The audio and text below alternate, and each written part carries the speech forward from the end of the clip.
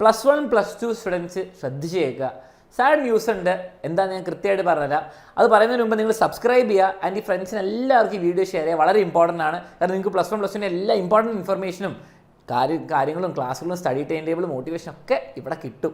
Okay, അപ്പോൾ ആ കാര്യം ശ്രദ്ധിക്കുക. അപ്പോൾ സ്ട്രെയിറ്റ് ആണ് ഞാൻ പറഞ്ഞ വീഡിയോ ലോങ് ആക്കുന്നില്ല. +1 +2കാർക്ക് സാഡ് ന്യൂസ് എന്താണെന്ന് വെച്ചാൽ ഓണം എക്സാം ടഫായിരിക്കും. ഓക്കെ, അപ്പോൾ എപ്പോഴും പറയുന്ന പോലെ നിങ്ങളെ വെറുതെ പഠിപ്പിക്കാൻ വേണ്ടിയിട്ടല്ല, നിങ്ങൾക്കൊരു വാർണിംഗ് തരാൻ വേണ്ടിയിട്ടുള്ളതല്ല. ഇത് ഞാൻ പ്രൂഫോടെ പറഞ്ഞാൽ വളരെ സിമ്പിളാണ്.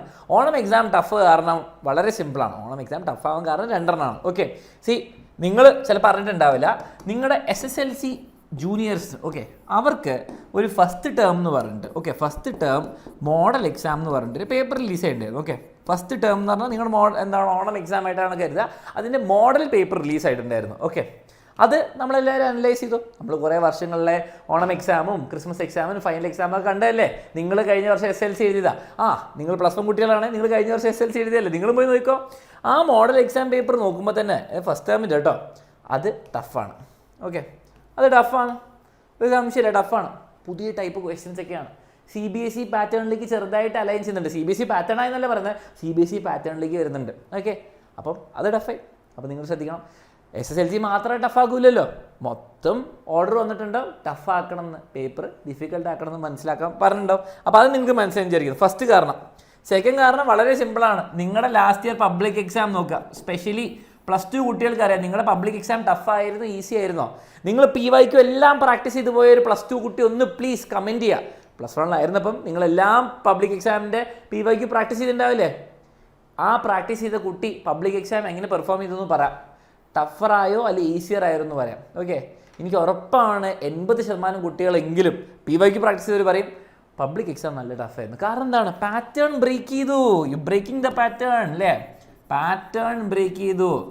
ഒരേ ക്വസ്റ്റ്യൻസ് വർഷങ്ങളിലോടെ റിപ്പീറ്റ് അടിക്കുന്നതിന് പകരം പാറ്റേൺ ബ്രേക്ക് ചെയ്തു. ടെക്സ്റ്റ് ബുക്കിലെ ക്വസ്റ്റ്യൻ എപ്പോഴും എടുക്കുന്നതിന് പകരം ആ ഒരു പ്ലസ് മാറ്റി ഒരു മൈനസ് ആക്കിയിട്ടുണ്ടായിരുന്നു നിങ്ങളുടെ ക്രിസ്മസ് എക്സാമിന്. ഓർമ്മയുണ്ടോ? ഒരു ബൈനോമിയൽ തിയറത്തിന് ഒരു 2⁻0 = 1 എന്ന് പറഞ്ഞൊരു ക്വസ്റ്റ്യൻ വരുന്നുണ്ടായിരുന്നു.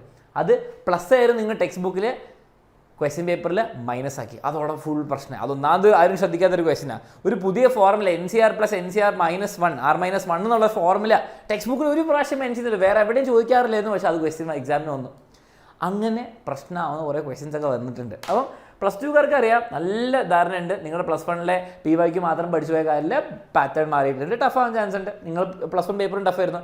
SSLC +1 ആയ കുട്ടികൾക്ക് നിങ്ങൾ വേണമെങ്കിൽ ഒന്ന് പോയി നോക്കുക. SSLC Kerala model paper term 1 അടിച്ചു കൊടുത്ത് നിങ്ങൾക്ക് പേപ്പറാണ്, നിങ്ങൾക്ക് മനസ്സിലായി എത്ര ടഫായത്. നിങ്ങളുടെ ഫൈനൽ എക്സാമിനെക്കാളും ടഫായിരുന്നു ഈ പേപ്പർ. അപ്പോൾ അതുകൊണ്ട് തന്നെ ക്ലിയർ ആയിട്ട് പറയാം, നിങ്ങളുടെ ഓണം എക്സാം ടഫായിരിക്കും. ഓക്കെ, അത് ടഫാവുമെന്ന് ഉറപ്പിച്ചോ.